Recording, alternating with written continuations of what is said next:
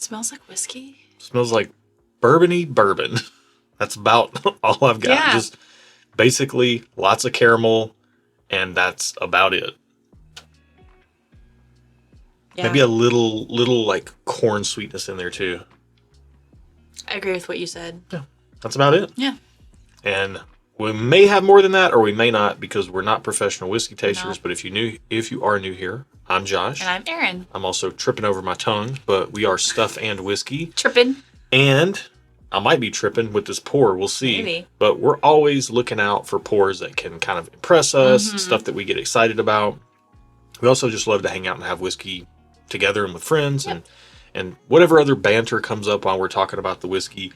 That's what we like to do. So that's what this video is going to be. But we're going to smell both of these, taste them, give them a rating, find out how much they cost with a handy dandy key that we have before we find out what we're drinking. Then we'll weigh that price and value against what we tasted and have a little conversation about who these are for and do they line up blind with our experience non-blind. But we are blind. These samples were drawn at random from a pool of a bunch of pairs that have been matched up for one reason or another. Oftentimes available versus allocated, but this could be anything. First Glass certainly doesn't smell allocated. No, it Smells doesn't. like a pretty standard, like Regular schmegular. yeah, $30, $40, middle shelf, maybe even bottom shelf. Might be cheaper than that. Yeah, let's get it on the palate. Cheers.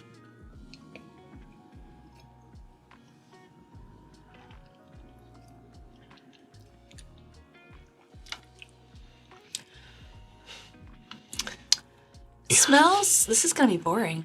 Like, Well, it tastes boring. yeah, it kind of does. It kind of tastes like just whiskey flavored whiskey. Yeah. Wow. It's fine. Like, it's not bad. Let's do a second first sip. Second first sip.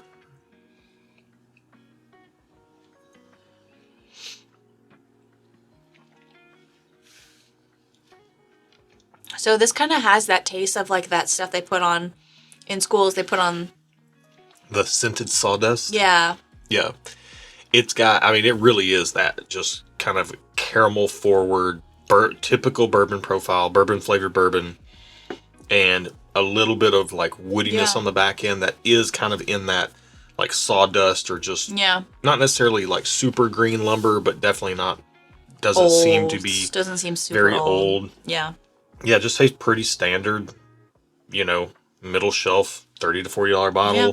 Not bad. Second sip, I am getting more on the finish. It builds upon itself, but it's still not a super strong finish. No, just for full disclosure, we always warm our palates up with something familiar that we know very well. What did we warm up with today? And by the way, this is a good pro tip, because if you taste something like that and you're like, oh man, maybe it's off or maybe I'm off. If you warm your palate up with something you know really well, that is Gentleman Jack. Then, that's what that was? Yeah. So low proof, easy sipping. This feels a step above that. He just hands me stuff and I drink it. Yeah. I don't ask questions. She's like, it tastes like whiskey. But this feels a step above that, but only one step above that. Yeah, it feels like higher proof than that, but flavor-wise, it's not... The finish is kind of sticking a little bit. Yeah, the finish... for a low proofer, the finish on the second sip. Yeah. First sip was very watery, but the finish on the second sip is coming around a little bit on the first glass. Yeah. So there are some redeeming qualities, but overall it's pretty unremarkable, pretty boring, pretty standard. Nothing wrong. Like, we're not saying anything bad about it. And I think that's the thing that you need to hear is regular, standard, regular. Even boring doesn't mean bad. It just doesn't mean exceptional. Right. Like, you're watching this video. Boring, not bad, just not exceptional. Just not exceptional. Welcome to the channel. Fair enough, yeah. Let's get into the second glass and see if it's any better. I'm not hopeful based on the color. I mean, it smells good. It smells sweeter, maybe. It smells more fruit juicy. The first one was more caramel. Like caramel chew and like candy corn. This is a little bit more in the like the fruit juice vein. Like a pale fruit juice. A pale fruit juice. Okay. Almost like an off-brand, not very good apple juice that nobody's really excited. And you're like, Mom, why didn't you buy the Mott's? And by the way, I never spoke to my mother like that because she was never around. Not because she bought the wrong kind of apple juice. But we're on the internet. This is not counseling. It's not therapy. This No, is the it's World not- Wide Web. It's not therapy. It's just dark humor. It is dark humor. If you know Josh has dark humor. If you're not into that, I apologize. It makes me laugh the hardest. It does make you laugh. Come on, that was a good setup. It was good. That was a good I setup. wondered if you were gonna like go for something like that, but I was like, no, this is the internet. He wouldn't do that. And All right. you did. Let's get the fruit juice All right. down the hatch. Off-brand Mott's.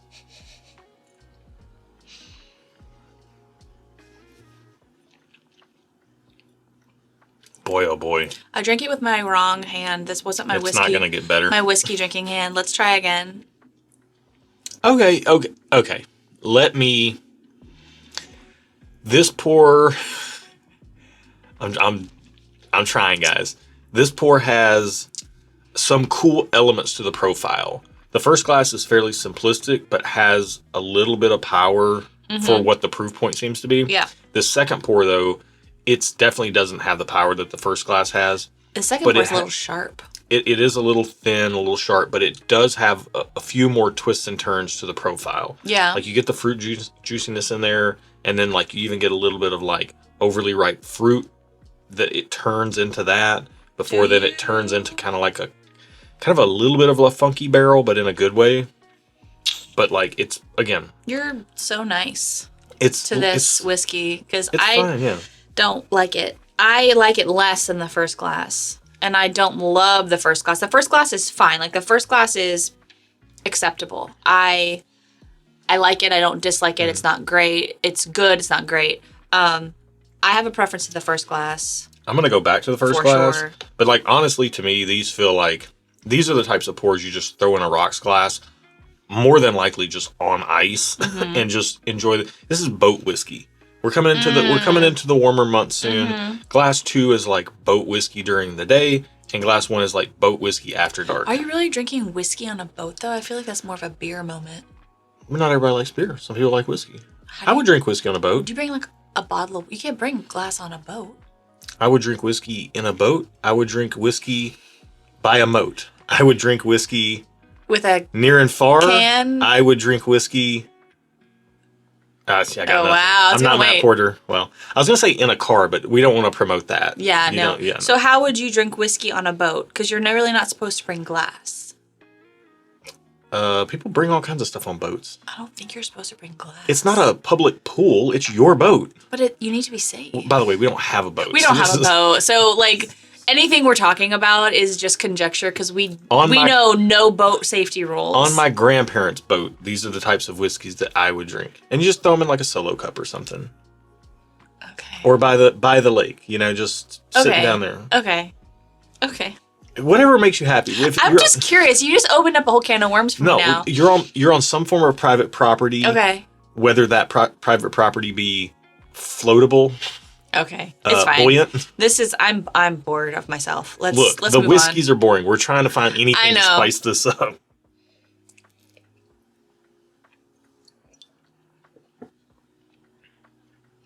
Yeah, I got to give it to glass 1. Mm-hmm. Glass 1 is just better. Actually, it kind of highlights that glass 2, tasting that first and going back to glass 1. Yeah. It does kind of highlight that glass 1 also has a little bit of an appley note to it as well. A little bit of an apple juice note. But it is like apple juice, caramel, and there's a little bit of barrel spice on the back end. Really faint, not offensive. If you like smooth, easy sipping whiskey, both of these are going to be right in your wheelhouse. Maybe consider them. Yeah, I do like that the finish on glass 1 kind of builds and it does last for a little minute.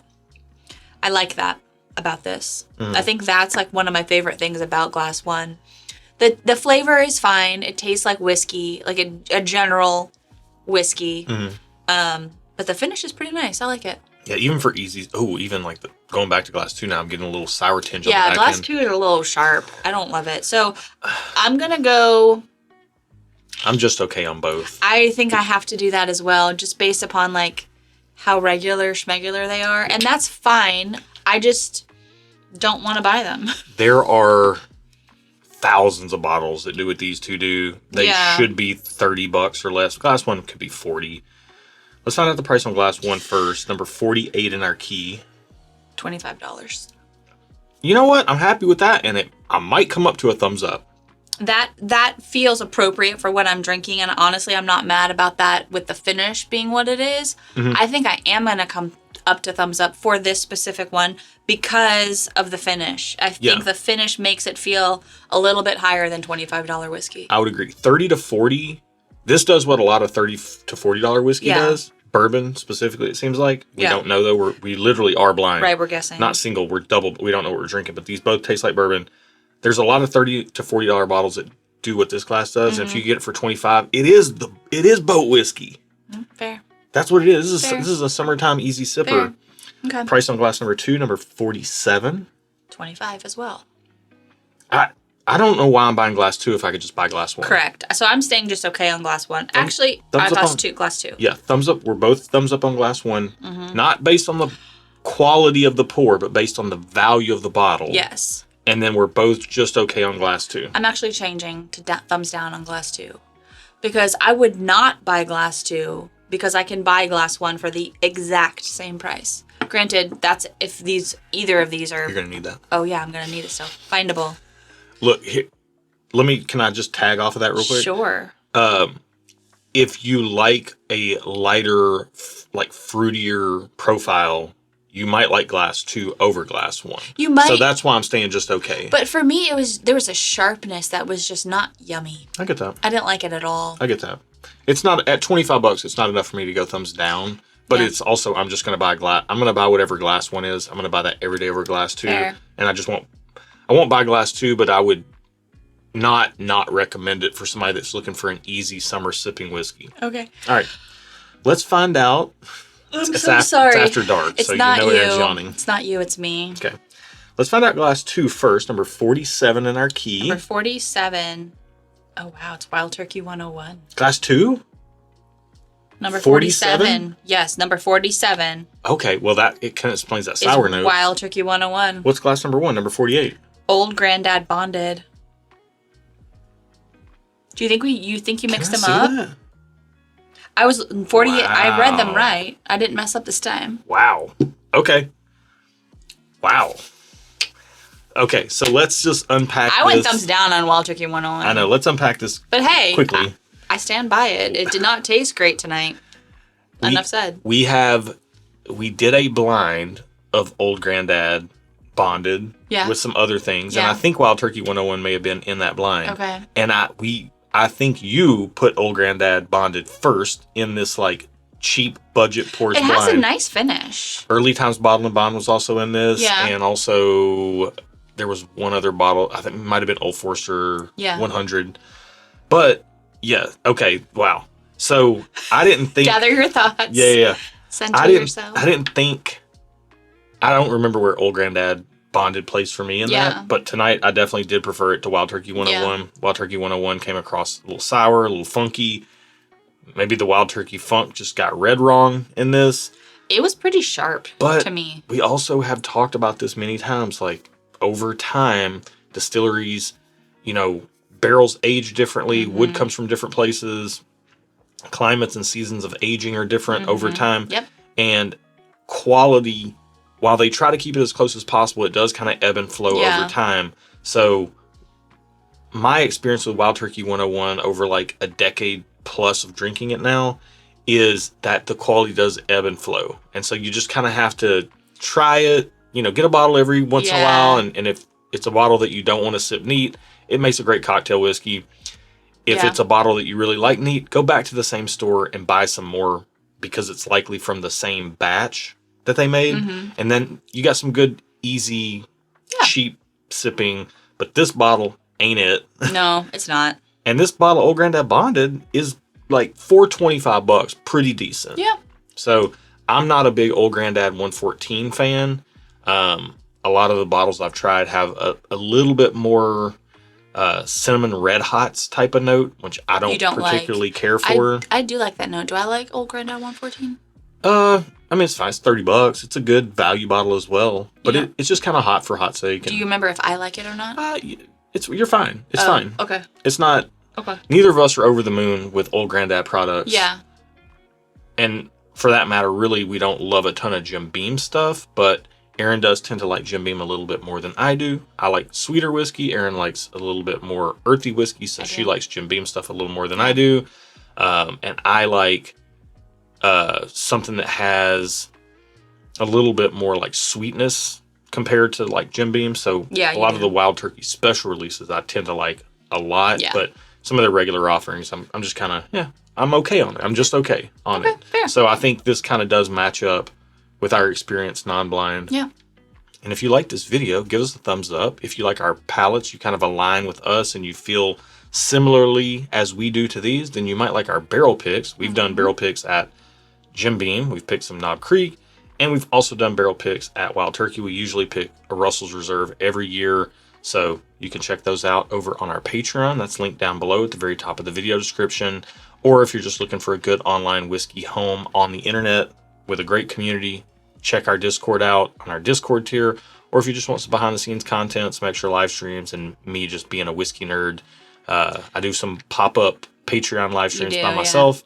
And he all gets kinds of super stuff. nerdy, so I'm not on those. Yeah, all kinds of stuff is going on over there. Check it out. Barrel picks are really the main bread and butter, but the community is the most valuable thing that we do offer. Absolutely. So, well, is that it? That's it. Okay, well, thank you guys for watching our video today. Be good to each other, and until next time, cheers. Cheers to your old granddad, who's probably drinking Wild Turkey 101. Probably. The blend's kind of nice. You can try it. I'm good. I think I just want to stick with the old granddad. The blend's, yeah, that sourness kind of comes in on the back end. Yeah, that was just too sharp for me. I didn't feel it today.